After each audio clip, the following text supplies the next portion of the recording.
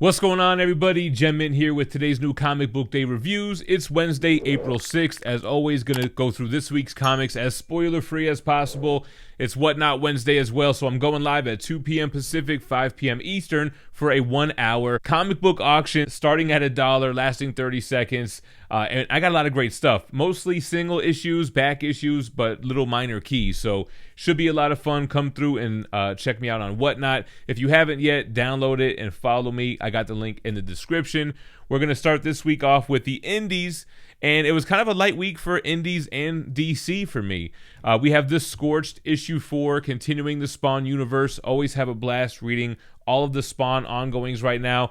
Dope battle between Gunslinger Spawn and Al Simmons here. And just checking in on what everyone else is doing. Medieval Spawn, She Spawn. You got the Redeemer arc going on here. The Angels of Heaven versus the Scorched and the Demons of Hell coming after them as well. So I'm not trying to rhyme like I am right here. Amazing artwork. It's fun, big, and explosive. Digging Scorched. And then we have Little Monsters issue 2 by Jeff Lemire and Wynn, who I normally love everything that Jeff Lemire does, and I like this team as well. I just didn't really dig this issue that much. I mean, it's black and white, and it's got blood with red, which kind of feels like has been played out with the publishers doing black, white, and blood type of issues. I feel like if this had came out before that, it would have hit a little bit harder, but it just kind of felt really familiar. Not really caring about these kids in the streets that are vampires and where are all the adults. I feel like there's a couple of stories like that going on right now. So surprisingly, didn't really dig it. And then we have this Alice Ever After from Boom Studios. I had it on my list to read and I forgot to get to it. It's too late now. Let me know in the comments if anybody checked that out and if that's worth picking up or not. Let's move on over to DC. Only had a couple of titles as well. We have Batman Killing Time issue 2 of 6. This is Tom King, Marquez, and Sanchez. And it's funny, I always kind of say that Tom King loves telling like 3 stories at once or 3 different timelines at once. This is called Killing Time, and every panel is basically a different time, different year, different era. I'm a little bit lost. I don't even know what's going on. It's this Riddler and Catwoman story of a heist that they had, and it involves Penguin, it involves the Joker and Batman, obviously, but I don't think we're really supposed to understand what's going on right now. Some of the artwork was dope. I was a little confused. Didn't hate it, but yeah. Then we have the ongoing Batman title. We're on issue 122 by Joshua Williamson. He's joined by Porter and Mori. Shadow War Part 2. Shadow War got my pick of the week last week. This wasn't as strong, but I like playing in that world, and I'm going to give you some spoilers on the Shadow War Alpha or Part 1 because, I mean, we're a week later. We're on Part 2 of the story. It's dealing with the aftermath of the assassination of Ra's al Ghul. So that's what's going on here. We know Deathstroke is being framed as the assassin, and Damian Wayne and the Al Ghuls are going after him. So we're seeing that perspective with Respawn and his crew and family. And then we're getting it from Talia al Ghul and Batman's perspective. So I'm taking Shadow War. Didn't feel as much like Robin like Shadow War Alpha felt like Robin, though. This felt much more like Batman, which makes sense.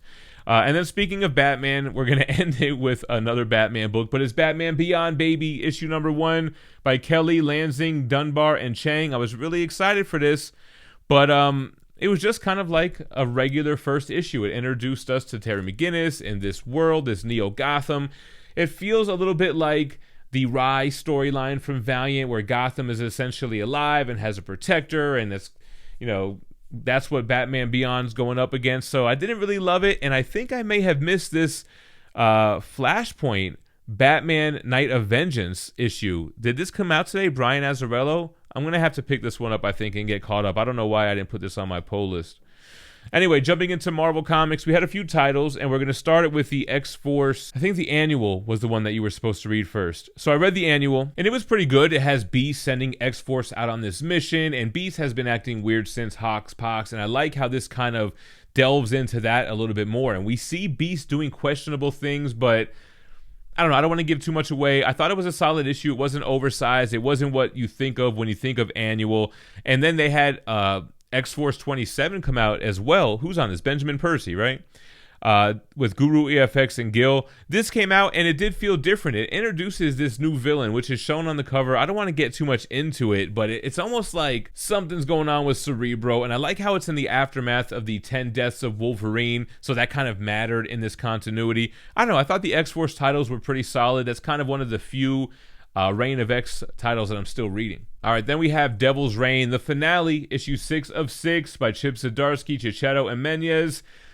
I just thought it was a little lackluster. I mean, it's a 6-issue, mini-series. I don't feel like the stakes were that high. I feel like the biggest redemption here was with Kingpin. The spoiler that I'm not going to get into at the end with Kingpin was like the payoff, I guess.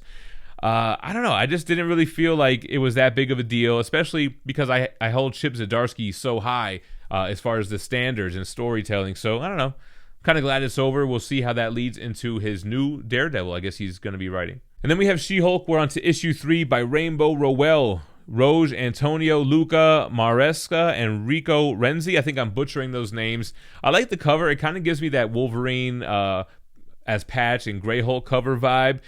It's different than anything else that I've read this week. It was lighthearted. It dealt with Jack of Hearts, which is funny because I just got done reading Disassembled and New Avengers, and boom, this character pops right out here. And Secret Invasion and all that. So anyway, I like the banter. I like her taking in Jack of Hearts, trying to figure out what happened to him and how was he alive. Everyone thought he was dead. Then they saw him show up as a zombie, and then he exploded, leading to the Disassembled stuff. So it picks up right from there. She-Hulk is chilling in Janet Van Dyne's penthouse in the sky. It was a light, refreshing read this week.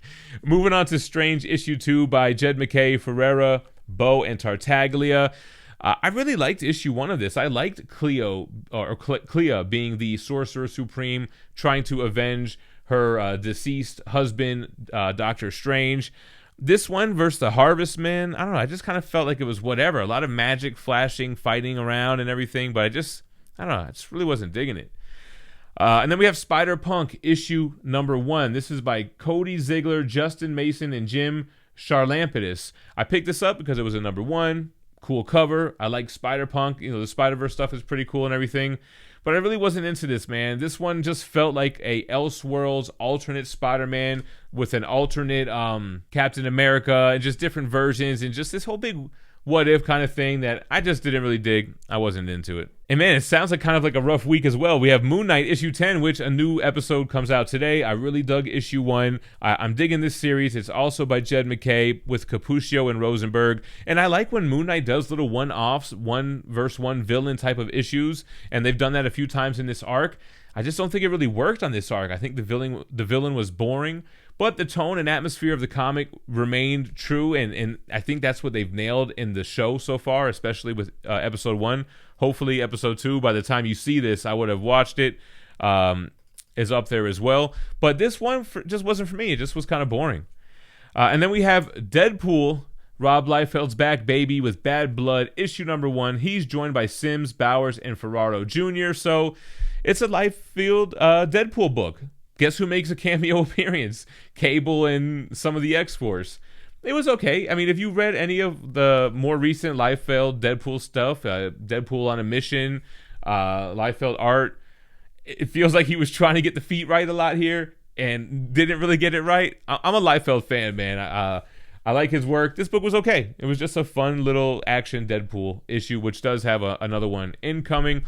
And before we get into the last issue, my pick of the week, I do want to thank Dynamite Entertainment for sponsoring this video. You got to check out their current Indiegogo campaign. They have a new Elvira graphic novel. It's a 40-page comic book that has all different types of options, variant covers, perks, and stretch goals. Check out the link in the description. I'll put it in the pinned comment as well. They're well beyond funded, but support Dynamite, Nick Barucci, and Elvira, and pick up a copy of The Death of Elvira. And now, guys, for my pick of the week, it wasn't easy. I really didn't have a pick of the week, to be honest. Nothing stood out. This is the only one that I kind of felt like I cared about more than the rest. With X-Men Red, it's issue number 1 by Al Ewing, Caselli, and Blee. And it's just interesting because I like the Arakko terraforming Mars, taking control of that planet. And this is dealing with kind of their quiet council, their government, and their queen. It's a Storm-led issue. flashing back to her battle with the shapeshifter who pretended to be her and kind of makes her doubt herself here. It wasn't the best issue. I just happened to find it more interesting than anything else that I read today. I like where they're going with this, and I'll stick with it for a while. So kind of a light week for comics.